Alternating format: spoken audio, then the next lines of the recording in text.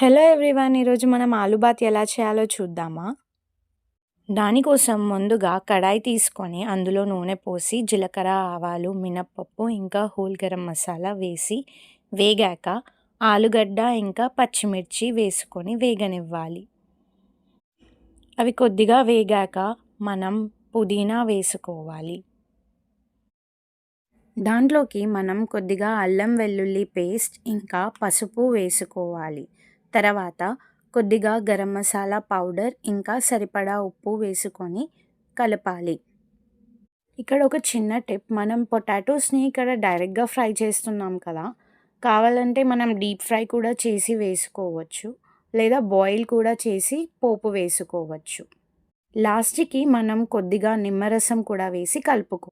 ఇప్పుడు మనం ఈ ఫ్రై చేసిన పొటాటో మిశ్రమాన్ని ముందే మనం ఉడకపెట్టి పెట్టుకున్న అన్నంలోకి వేసి బాగా కలుపుకొని పక్కన పెట్టుకోవాలి. తినాలి అనుకున్నప్పుడు ఒక్కసారి కడాయిలో వేసి వేడి చేసుకుంటే సరిపోతుంది.